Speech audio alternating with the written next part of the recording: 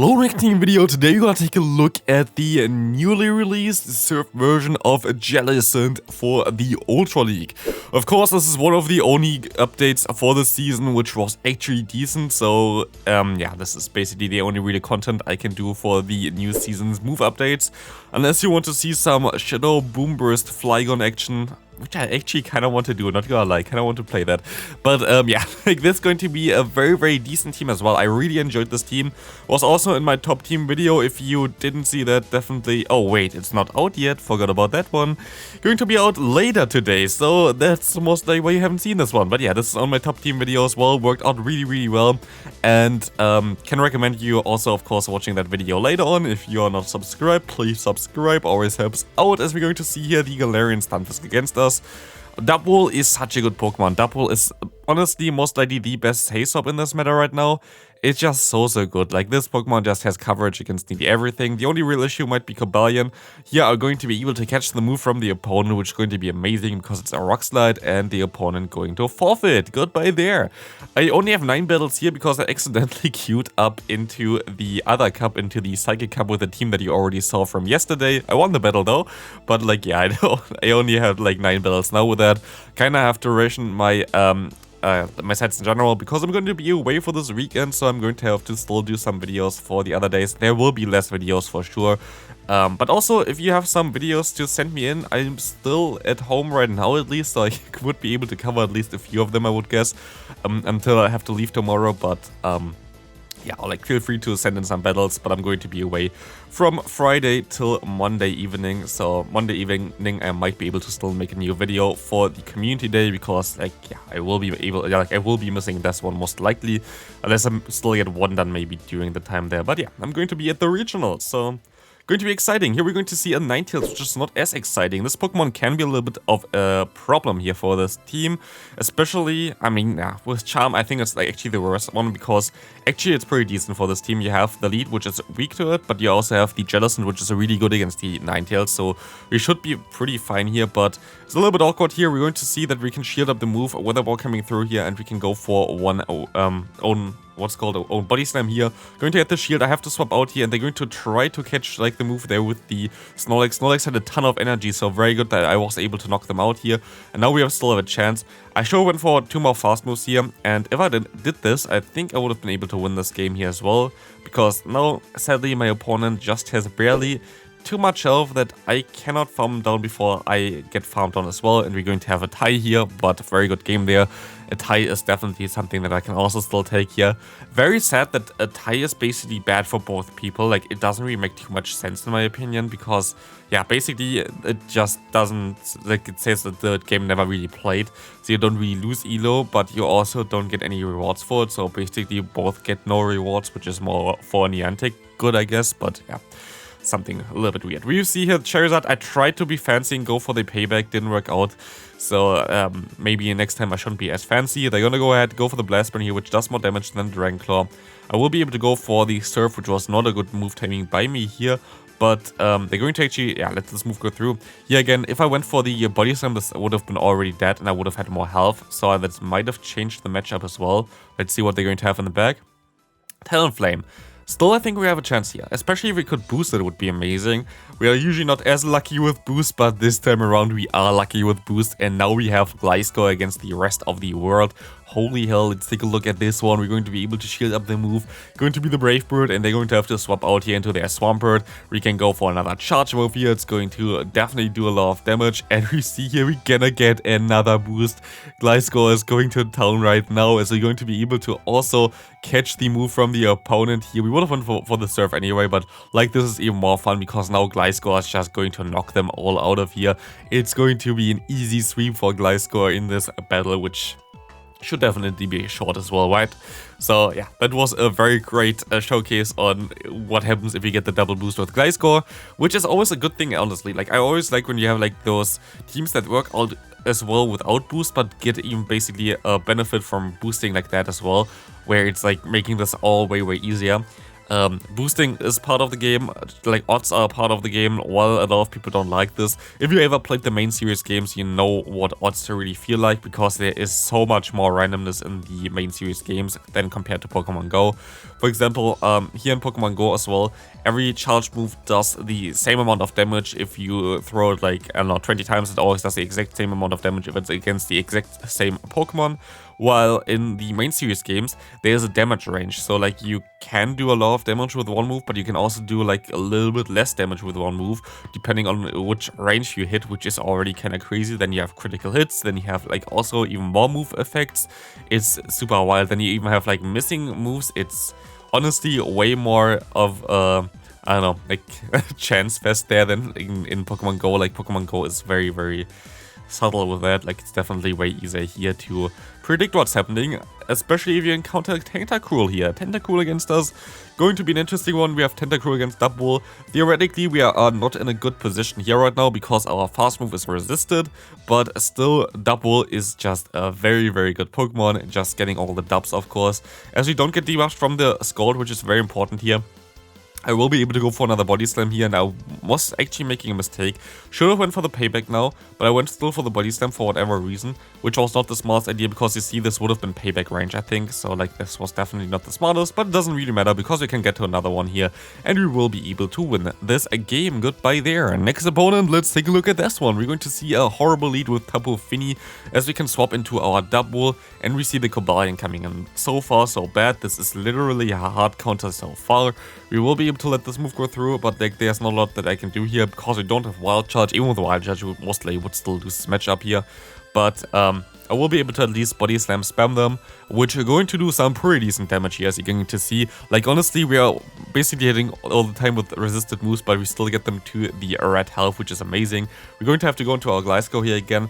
I might have forgot it. Okay, now, like especially in the evening or whatever, I don't really pay too much attention to the battles, not gonna lie. Like most of the time I'm just an autopilot, so sometimes I just forget what they had in the lead. But I guess this time around I remembered, as we're going to go ahead and go for some charge moves here now. But this is an awkward position for us. I don't think we have a chance of winning this here, because yeah, this Pokemon in the back there, the Pidgeot, is something I don't want to face at all.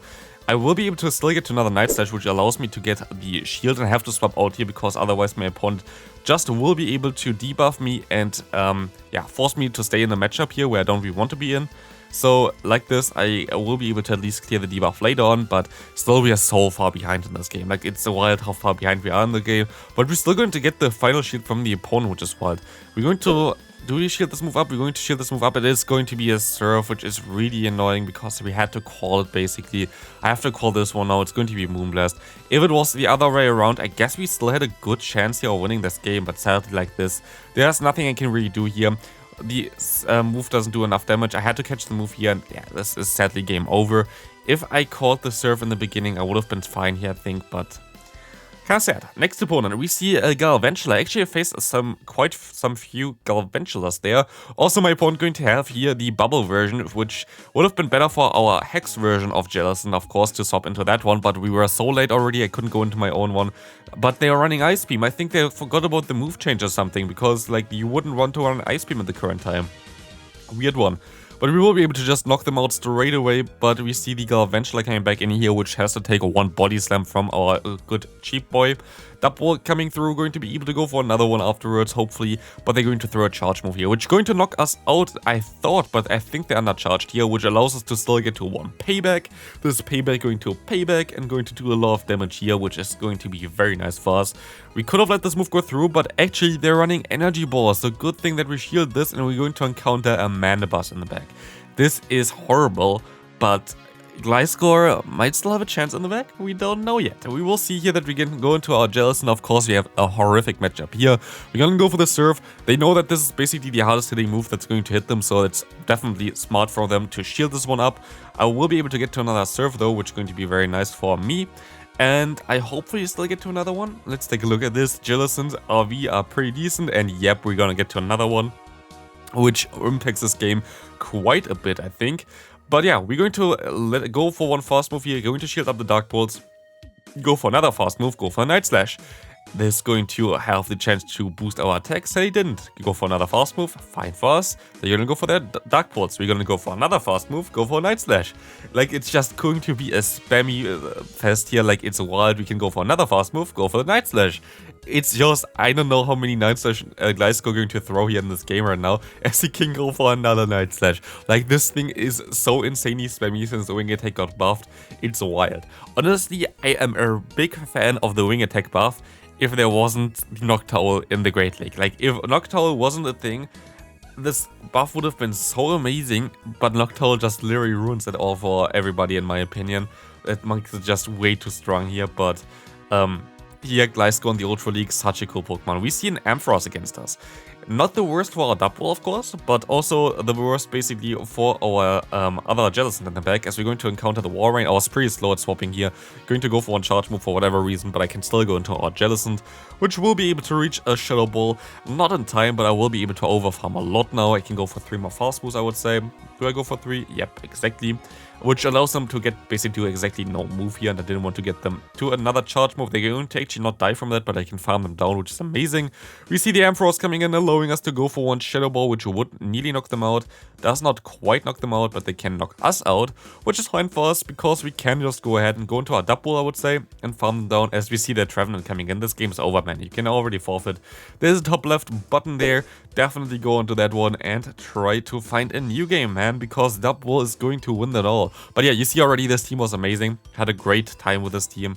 Honestly, very, very good team. Like, if you want to climb, definitely a team I would recommend you to use, because this is just a very strong one. As we can see, the opponent gonna go ahead and go for another Seed Bomb. They could theoretically catch the move here, so I went straight for it, which is bad move timing, but I did it so my opponent wouldn't be able to catch, and they also won't be able to catch this one here.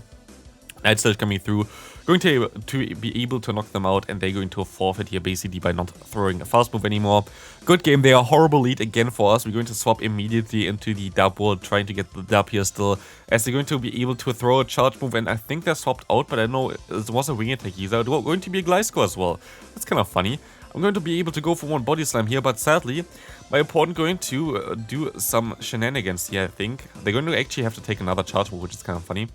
And honestly, I should just no shield here. I should definitely just no shield here, because there's no real reason, and I gonna go for the shield, which is so stupid.